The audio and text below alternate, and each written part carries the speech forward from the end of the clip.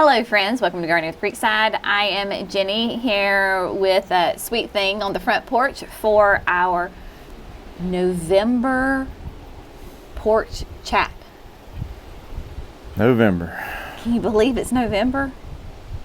Yeah, crazy. Technically, it's October 31st because, you know, we keep it real around here. But yeah, you'll see it in November. You'll see it November 1st, so that's why we say November, which is tomorrow. But it's crazy, like crazy. I think our first front porch chat was November of last year. If I remember correctly, I'll go back and look. But it was the day before Thanksgiving because I was getting ready for Thanksgiving and we had to get a video out and we were like, what can we do? We said, oh, this will be fun. So we did that. Anyway, it's just crazy. But yes, it is Sunday afternoon, and you know me, full disclosure, I got all dressed up for y'all today because this is our first day in, I think, like 2 or 3 weeks that we haven't had to go somewhere. Somebody wasn't coming to see us. We didn't have an appointment. We had nothing. We were at Clemson last night, all day yesterday, tailgating with our friends Ronnie and Amber, and had a fantastic time. Oh yeah. We had a great time. It was their first, they're big football fans, but this was they're more like pro people, and this was their first tailgating experience. Yeah, Clemson's the king of tailgating. It is. Not to start a war with anybody, but so we had a lot of fun. Got home late last night. I was exhausted. Took a shower, and I was like, yeah, my people love me, and I love my people, and so here you go with, Jerry's laughing at me. No makeup. Hair's washed but not fixed, and yoga pants and sweater and a flannel shirt. So there you go. All that being said, I feel like I should put a disclaimer on that for some reason. But anyway, there we go. Okay, what we're going to do is, of course, talk about... Nothing. He's laughing at me. He loves me. We're going to talk about some fun things happening and get caught up on that, and then we're going to go through some viewers' questions. Try to help you with some garden questions here in a few minutes. Yes, but before that, let's get updated on what's going on. Yeah. What you want to talk about? So if you've watched some recap of the video going out today and yesterday, right? Yes. Or the other day. The new one. The last two videos we've had. Last two new videos before this one, we showed you some stuff going on with the new greenhouse going up. We had, if you remember, we have a video that shows us taking down the 2 that were there. These were the original 2 videos that were 2 greenhouses. All I can think about sometimes videos, but anyway, the 2. Words are hard.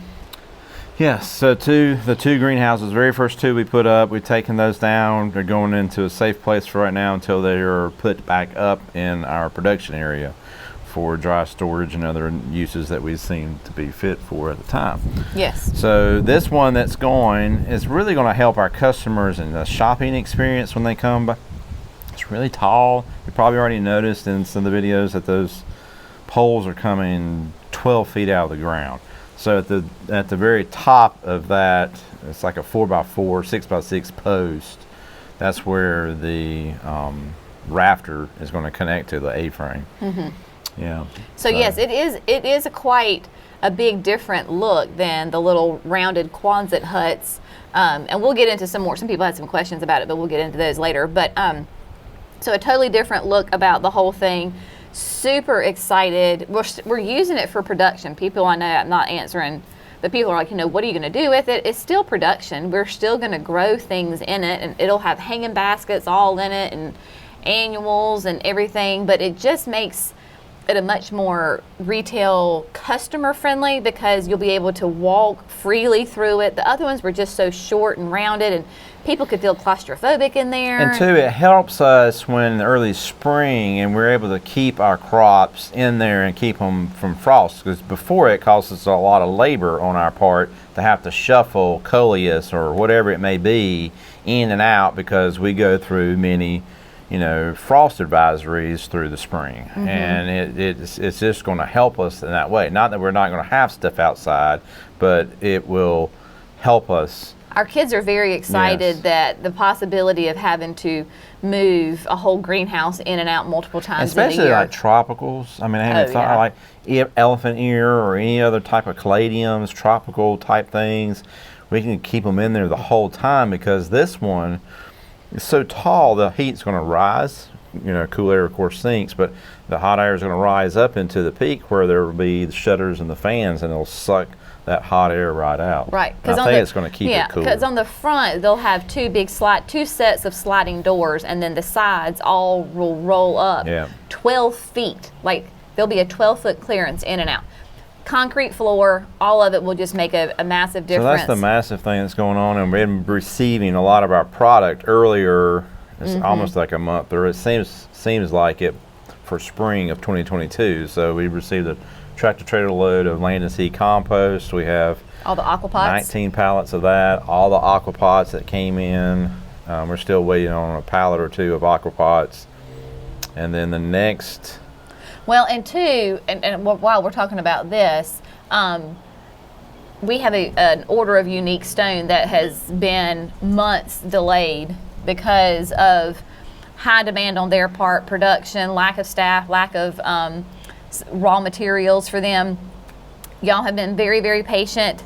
Those of you that won special ordered, pieces from Unique Stone, those of you that are waiting to see what we get in. I talked with Amy at Unique Stone. She's great, but she is just swamped, and the pieces had all been stained and are completed, and we're getting packed, but they only have one packer. So I am saying a prayer that order will arrive this week. Yep. It was supposed to ship last week, again, delayed, so we're praying that it gets shipped. This week, of course, we will let you know if you had a special order with that. We will be in contact, but I'm waiting till it gets here because you know how things go. So a little update on that Unique Stone. Again, if you're interested in Unique Stone, we'll do special orders. Our next order will be arriving in April. So we have up till end of February, beginning of March to add to that order.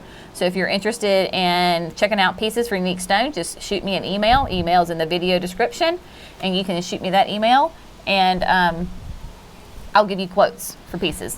Mm-hmm. Yep. But the nursery has been, we've been doing great. It was really dry here for a long time.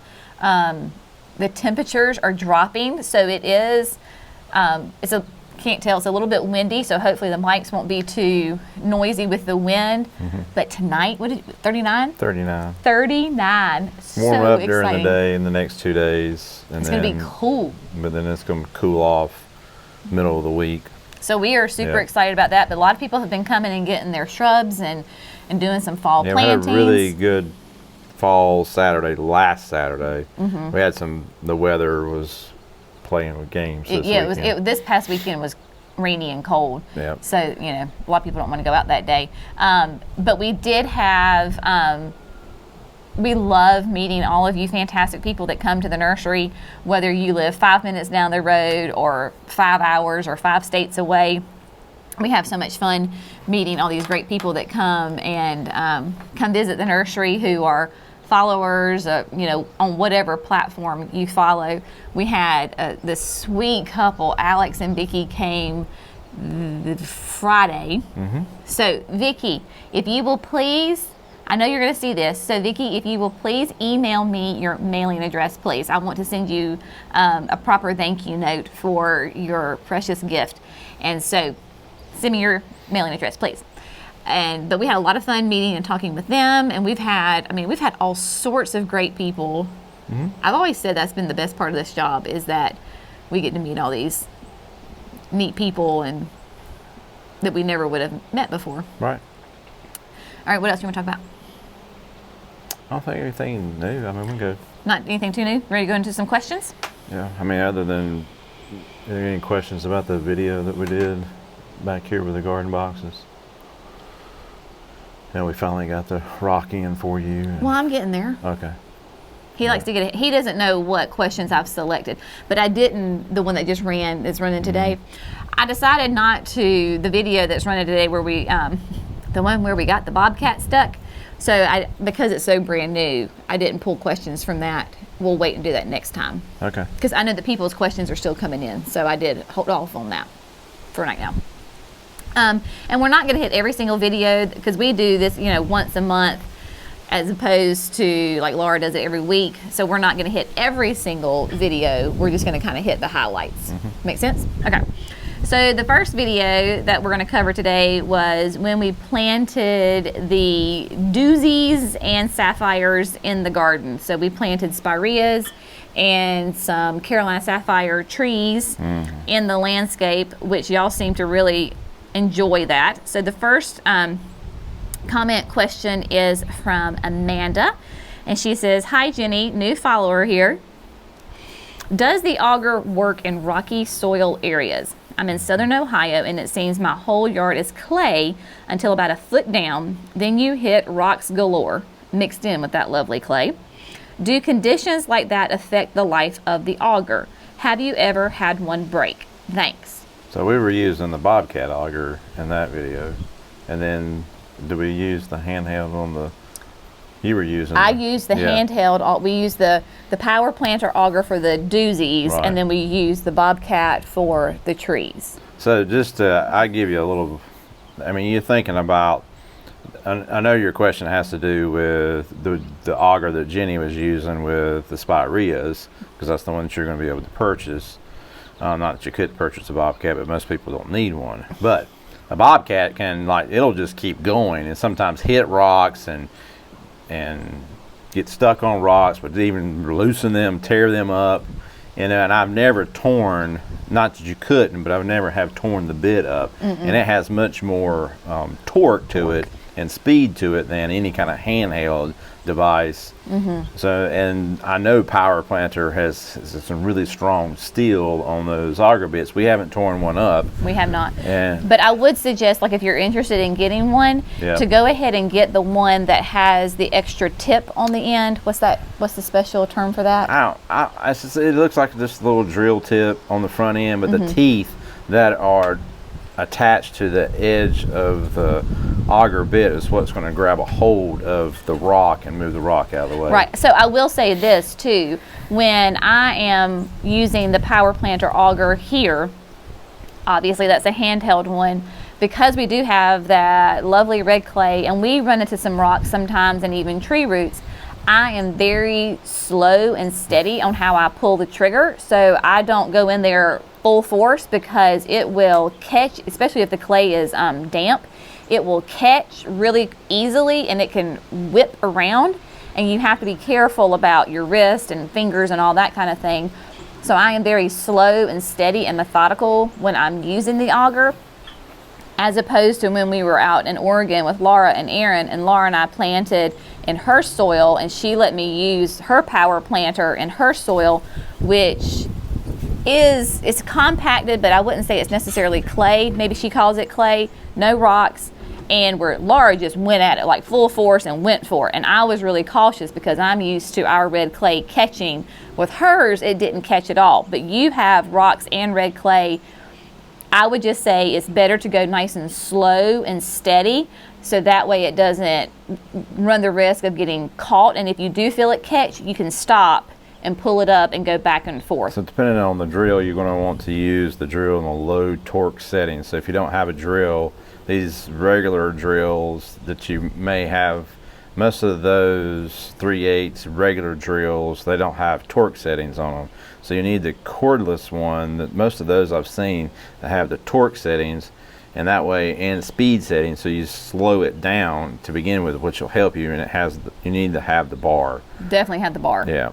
So the big ones that you're seeing us use, they have built-in torque settings, and where it sometimes will actually slow the unit and protect the unit from getting tore up when it catches. But we do love Power Planter. They have amazing products. So that's an excellent question. And then Maggie said, "I want your t-shirt. Where?" And that was the pink t-shirt, and it said "Grow in Grace."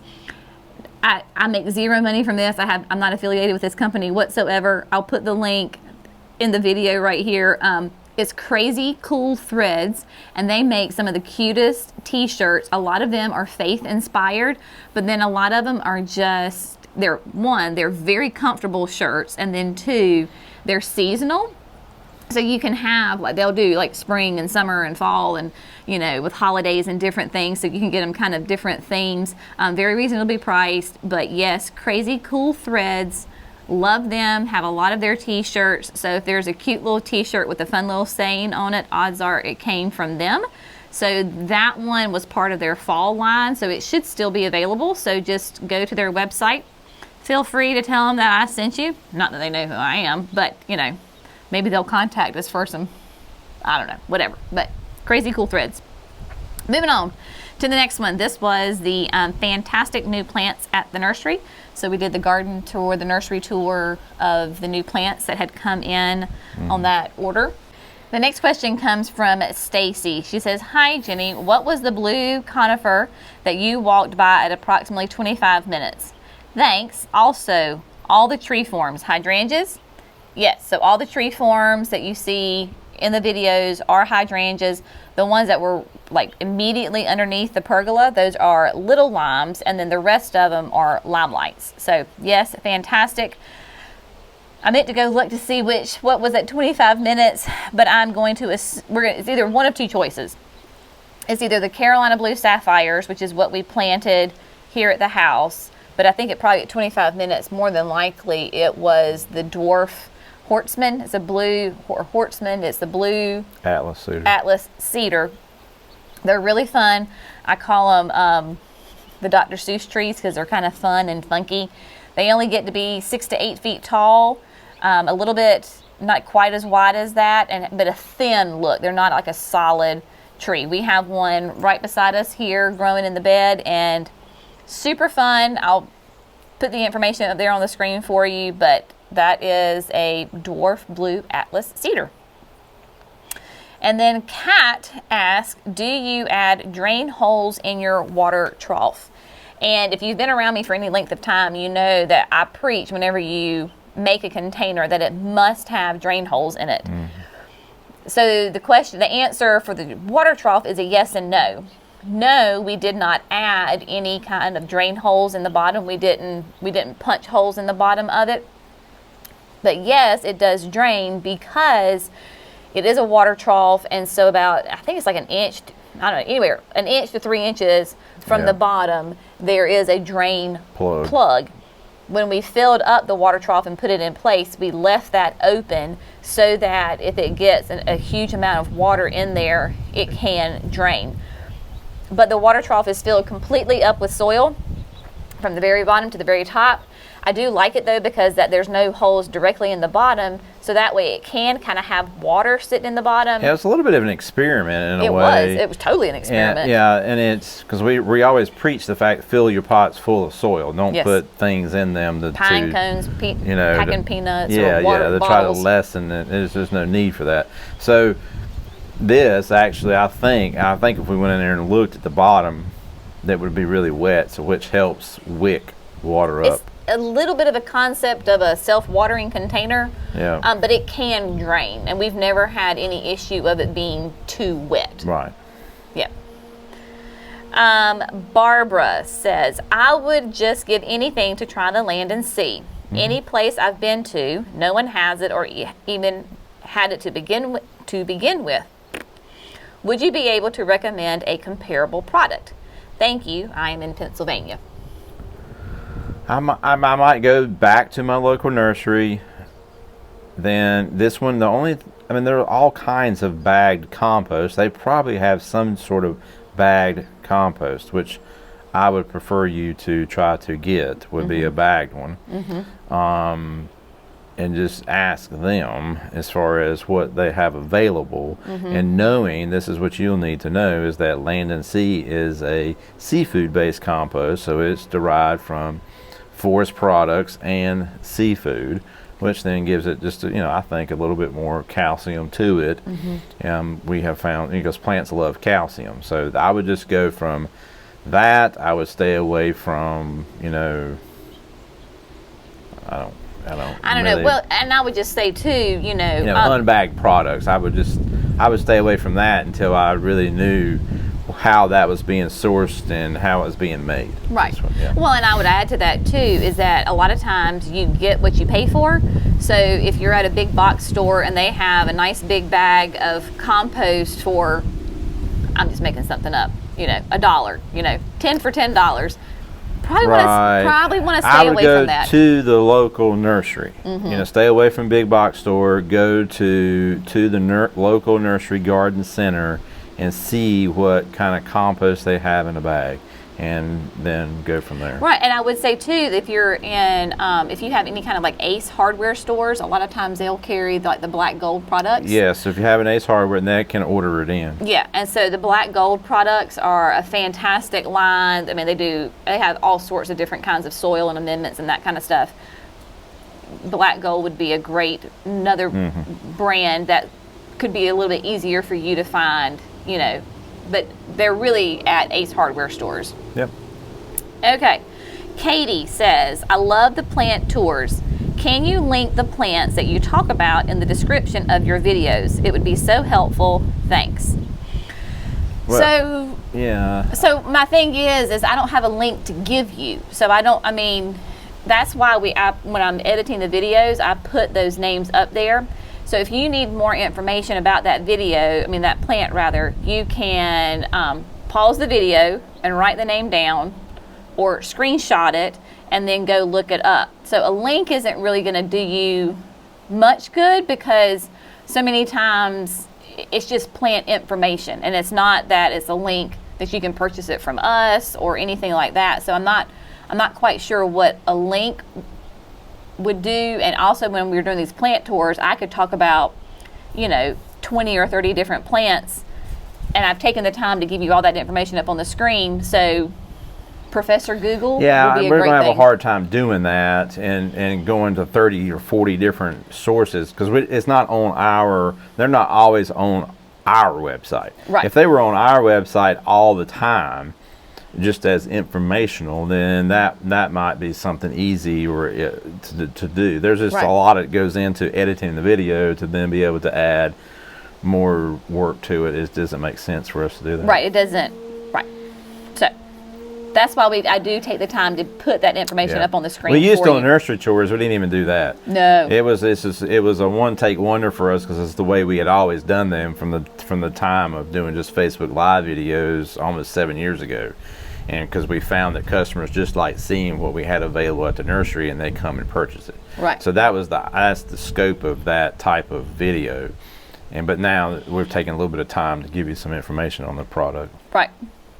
Next video was the fall garden tour and projects to come. So that was our early morning walk through the yard and the gardens. That was a fun one to do.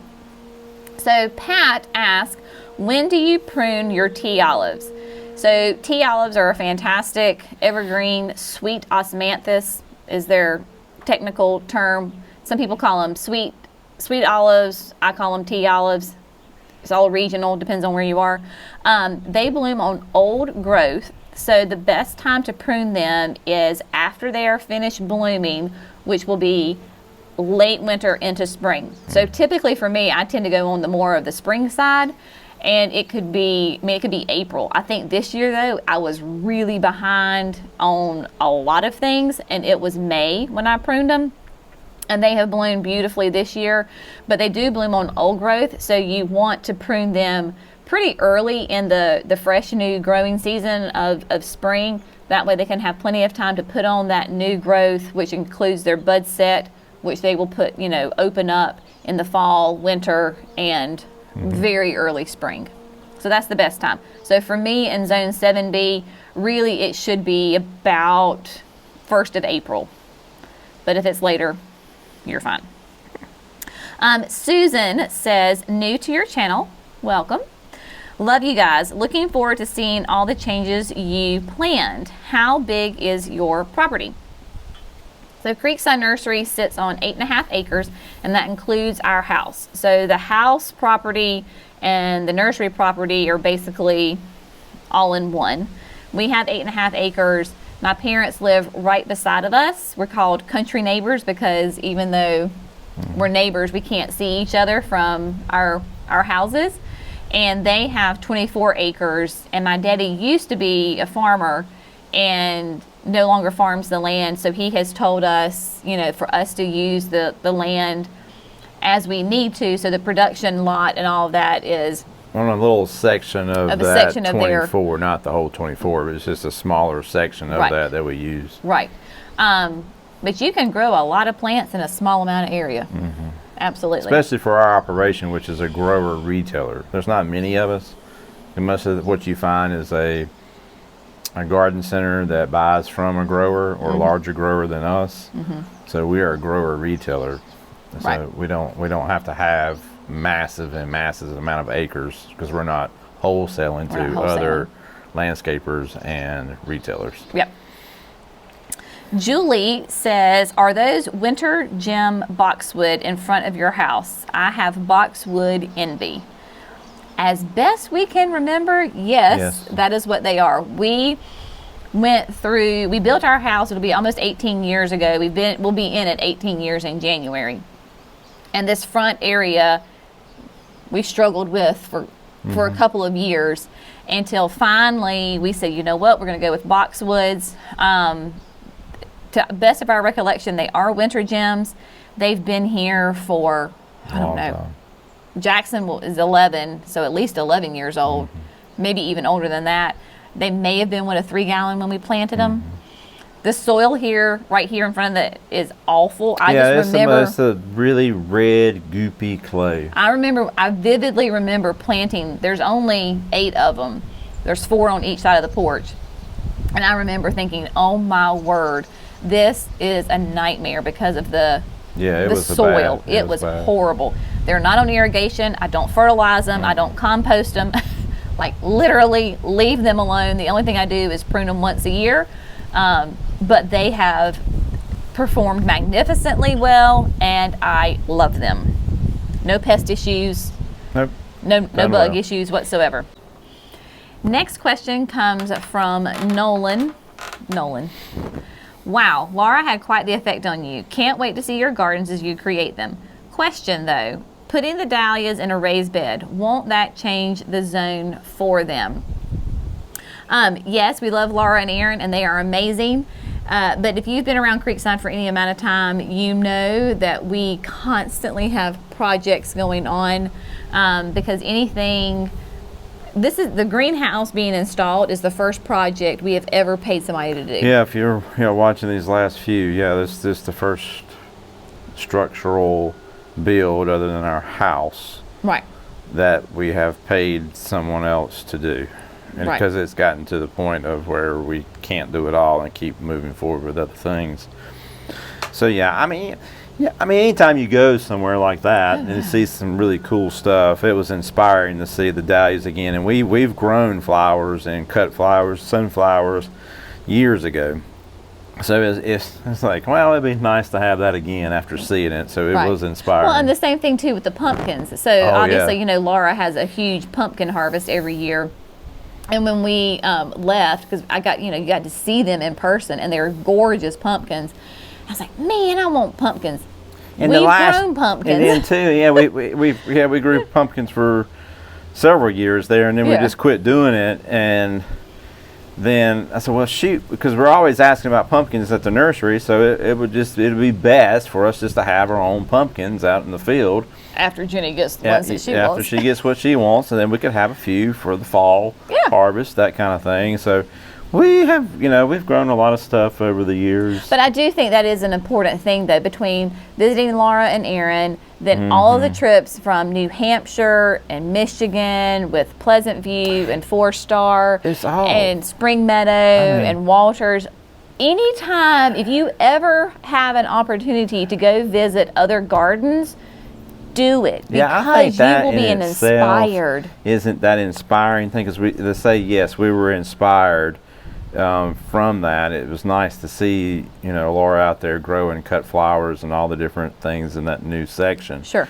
But that's a life lesson for all of us, is to get out of our boxes and and go and see things, you're going to learn something new. You will. And or be re-inspired about stuff that maybe you did before. Right. Right. So, yeah. So the question about the dahlias. I don't really know about that. Well, in the raised bed. So I just want to explain what our thought process is, because I think it'll make a lot of sense to you. And there was another question that went along with this that will answer that question as well. When we say raised beds, I don't mean that we're going to have a hard structure like boxes. Jerry has an attachment on the tractor that cuts into the earth and then makes mounded hills. So that's what we're going to use. It does help in a way when you're doing that to heat it up earlier in the spring. So it'll, whenever you do those raised hills, because it's more exposed, the surface area, you have more surface area, so it warms up faster. And then two, we're going to amend that soil with a lot of like the aged pine bark fines and different amendments so that it drains well. And that's another reason as to why we're doing it. Because we're in North Carolina, we're in the Piedmont, we have red clay. The last thing I want are those tubers to be sitting in clay that's holding lots of water and it's not draining. Right, and that's what this person's comment was. Is why that we do it. This other person's comment was to that effect of in the winter, because we're so wet that it holds and they could rot. So making the raised hills, adding those extra amendments that help it drain, that should not be a problem. If anything, for us, if it did change the zone, it's going to make the zone warmer. It's going to make it warmer, right? Which is a good thing for that. Which is good. Yeah, so that is helpful. Yeah, so that's a good, cool question. Yes, Grayson says, love the comment. Jerry keeps it real around here. LOL. No. Not a question. But yes, Jerry does not mince words. He's a very direct talker, which is good because I can sometimes kind of, I'm getting better in my older age. What was he talking about? Oh, about my dead magnolia. You remember that? Was that the lowest? And you're like, it's dead. It's dead. You're a dead tree. That's right. It's dead. Yeah. Time to go. He is not one to mince words, and we sometimes it's quite comical. Christine has learned really, really quickly about being around here, how he's very to the point. And not being rude, but that's just your personality of even sitting here on some of the front porch chats, and I'll ask a question, and he's like, yes. Yeah. That's the way it goes, folks. Can we explain a little more, please? But anyway, I just thought that was a funny observation. Yeah. Mike says, enjoyed the tour and future plans. How did the property come to look like a utility easement? For example, the long cleared area from the house to the production area. Yeah, it makes sense. Okay. So it's really it's farming and it's geography. So and what I mean is when you're looking down on top of the house, and we're like what we're looking at right now, and the production area is straight in front of us. The tree line, the woods right here, our property line is just 100 feet. We have 100 feet or so in the woods. Of woods, right? So my daddy, like I said, was a farmer. He farmed this land, so this was all fields. They clear cut it. And then on the other side is the creek, and the creek runs straight through our property. So hence, that's why it has a long, skinny look to it, because of property lines and then the physical lay of the land with the creek. Oh yeah, and he came in and cut it all out. Well, yeah. Yeah. Because he was a farmer. That's what I'm saying. He was a farmer. Mm-hmm. Right. So these were all fields. Everything, the big open stuff was all farm production. Right. And this particularly where the house is located was interesting. The soil difference on the other side of the creek, where you probably doesn't look that way, it's because it all grew back, and it's because very fertile soil. The pines came back. Fertile. They were already there before we built our house. Even the house where we're built right now, it was just a field full of thorns. It was there were really no trees that had grown back. No. It was our soil was really bad. We just had to work it over the years. And but it was interesting. and over there at the nursery, underneath the pines and that whole area, all of those trees are volunteers. Like none of those were planted, but because that soil is incredibly fertile, we were installing a bird feeder, and Jerry was auging a hole for me, and it's in the pines. So we concreted the pole in the ground. And you should have seen, we should have taken a picture of it, but that soil was almost black. It was so rich in all the leaves that had composted, the pine needles. It was rich. You know what it looks like over here. Neon red. All right, moving along to planting a ginkgo and beginning fall task. Okay, Larry says, we have a new planting bed prepared. No plants in yet. I would like to have a tree in the center. Would a ginkgo tree work without restricting the growth of shrubs and plants that will be in the bed? A ginkgo would work fantastic. We're going to create beds around ours. It would take, and ginkgos especially are very slow growers, so it would take years and years and years, like a long time, that you would ever have to be worried about a ginkgo tree pulling nutrients and water from the soil or from the other plants in there. So a ginkgo would be great, and too, because it's more columnar, so it'll give you some shade, but it won't be complete, like a complete shade, like maybe like underneath an old oak tree. Right. So yes, go for it.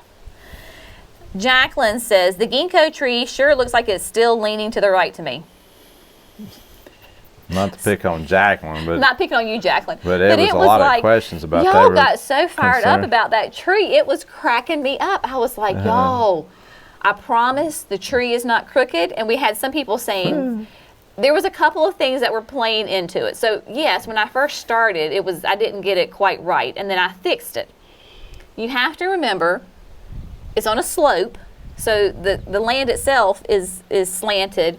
The tree is unbalanced as far as its limbs. One side had more limbs than the other, and then you're working with a camera and trying to make sure that the camera is perfectly level and da-da-da-da-da. So I guess you take all three of those situations and you put them into one, and some of y'all were just really passionate about that tree being crooked.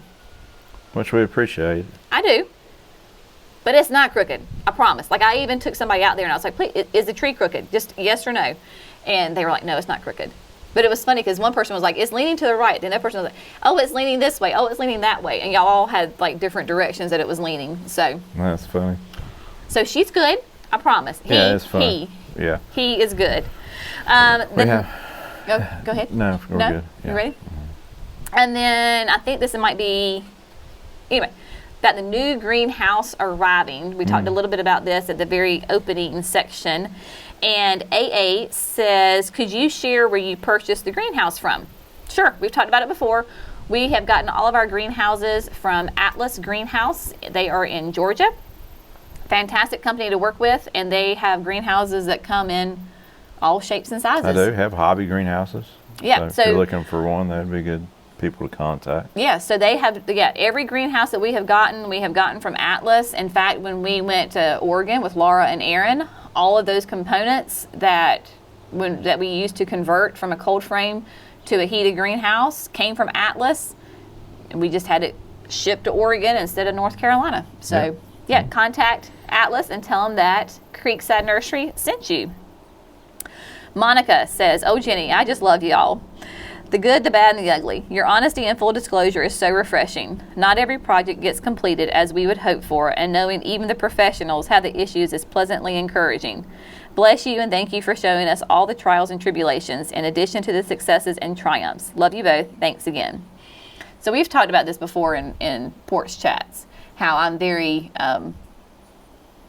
opinionated in the fact that I want to show you real life, and that not just the highlight reel, that there are certainly areas that I look at and cringe and go, oh, you need work, or you need some love, or there's a lot of weeds right here, or no, this didn't get trimmed. And so it would be very easy for me not to show you those areas until they look perfect. No such thing as perfect. But I just want to be honest with you to show you that we all struggle with the exact same things. We're talking about the boxes with no rocks. The boxes with no rocks, and that whole, the limelight, the hydrangea hill with the mulch and the weeds. Because this is what happens, folks. I mean, life happens, and we're very busy, and particularly in that spring, it just didn't make sense for us to do it because we had to spend so much time with other things. And It got neglected. Then it gets away from you. So you come back to it, and we're gonna let the leaves kind of fall a little bit. We are before we put the mulch down. Before we put some mulch down. Yeah. So yes, I always want to be honest and transparent, and to show you the good, the bad, and the ugly, and I never want to be a hindrance for somebody to think, oh, well, she has it all together, and that, not here. Hot Mess Express. Choo-choo. Lisa says, I live in Charlotte, and I read documentation from Color Blends Bulb Company that you do not have to pre-chill daffodils and alliums. Is this true? I so love your content and education. Hope to visit you all soon. Well, we hope you visit us too, Lisa. And I would say that the answer for that is a lot of it's going to depend on the variety of the bulb. So, for example, daffodils. In the South, you want to get jonquilla, if I'm saying it right. Those are the ones that perform the best in the South. They like that warm, hot temperatures. Do not have to pre-chill those. They come, you plant them in the ground, and they do great in our warm climate. Wonderful. Alliums. Again, depends on what variety of alliums. I have some alliums that I get my plants, my bulbs from Von Engelen. I'll put it up there for you because they seem to have a nice wide variety of bulbs that do really well in the South that I don't have to pre-chill and will come back year after year and naturalize. I'll be showing you a bunch of fun things when we start to put them in the ground. But this year I did Globemaster, which are the really tall ones with the purple. Those absolutely had to be pre-chilled. Yep. The alliums that I have, completely different variety that are in the bank between the barn and the greenhouse, don't have to pre-chill. Correct. So just look, it's all dependent on the variety. So just do your homework, but that's a really great question. Georgia says, and I think Georgia is referring to behind the greenhouse where we're talking about that slope. It's either there at the greenhouse or over here. I'm not sure which slope Georgia was referring to. Wouldn't it be better to dig out that slope and use block wall instead of having a slope? It's a nice little area. And then how big is the greenhouse? So I'm not sure, Georgia, if you meant the slope on Hydrangea Hill over there, or because we were talking about the greenhouse and that there's a big slope. There's a big slope there. The greenhouse, I'll answer this first because it's really easy. 48 by 48. Who knows how tall it's going to be? Tall. Yeah. We'll find out when it's all said and done. You could do that. Well, certainly you could do it, but if it's the slope behind the garden boxes were put in on a terrace, which then limited the slope, and then there's another terrace above that. You can't probably see it in the video, which limited the slope, and then we went to plant. Right. So that it's not quite flat, but it's still a little bit of slope, but it's not a steep slope. No need for a retaining wall there. Behind the greenhouse, and I get probably directly behind it. You could put it, we've been able to get away with not doing it. It's that actually up there is a little access road, so there's nothing to do with that space. That's just a access road to drive in behind the greenhouses. Mm-hmm. So, and I don't know that I would really want to put a retaining wall there anyways, just knowing the amount of water sometimes we get off the neighbor's adjacent property when it comes over the ditches. Right. That would cause us structural problems. I'd rather just deal with the washout and put it back together. And he looks at it from like a structural standpoint. I look at it from like a labor perspective. Yeah, and it would be a lot of work. It would be a ton of work and expensive to do it properly so that it will stand the test of time. And honestly, I wonder if she's just talking about behind the garden boxes. She saw that big area, Maybe so. Maybe so. Maybe that was the place. I don't know. But there was really no need for one there. Either it way, doesn't look as probably maybe the way you're seeing it. Yeah. But either way, I look at it from a time, labor, cost thing, and I'm just like, we've done the patio, and I don't care to do any more stonework. Mm-hmm. Yep. And then Sally says, you are setting up irrigation in this area. over there in late October. My question, do you have to winterize your irrigation system? I'm in zone 8 and trying to determine if and when I need to do that. No. This is my first year to have drip irrigation. Thanks to you and Laura and Aaron. Love y'all. She shouldn't have to do anything. Especially when it's drip irrigation, because we don't ever do anything with the drip. the only thing that I ever do is my garden boxes. They have drip running in them, but they do have PVC. That's how the water gets to the garden boxes. Is I open up the valves to let it's exposed. Because it is exposed. So I open them up. The irrigation's off in the winter. Open them up so that can allow any water that's in there to escape, and the whole contracting, expanding, shrinking whole situation going on. But if you've got drip irrigation, if you have drip irrigation that is then hooked to a hose or to your faucet, disconnect the faucet and all that stuff above ground and get it drained and out. But just leave your drip tubing alone. Right. And then lawn irrigation. Yeah, if you have lawn irrigation in, well, you're zone 8, we're zone 7B. We freeze, but it doesn't freeze. We've never had a problem with ours, and we don't winterize them. No, we don't have to blow them. I know Aaron and Laura have to blow their systems out. Mm-hmm. We don't have to do that because they're a lot colder than we are, and we don't ever have to worry about that. So hopefully that answered your question. I know that was kind of it can get, we've had issues in the past with certain areas where it's gotten really, really cold for an extended period of time. Mm-hmm. But not even with irrigation. I mean, that could just even be to be like exposed. It didn't mess with any of the irrigation valves. They were too far down. It was just an improperly installed hose spigot thing. Yeah. But that is all the questions that we're going to answer for today. As always, as these videos come up, if you've got questions, and if I don't answer them right away within the comments, or I think it's something that somebody, other people have that same kind of question, if I see themes in the questions, then I'll pick one of those and stick them up on our porch chats. So we will be back here in December. Yep, December, ready for Christmas to answer your questions and to give updates. So if you have questions, be sure and just put them in those comments, below each video, and we will go through and pick out some of those and talk about them. But as always, thank you so much for gardening with Creekside. Y'all have a great day, and we'll see you in the next video. Bye, friends. Bye.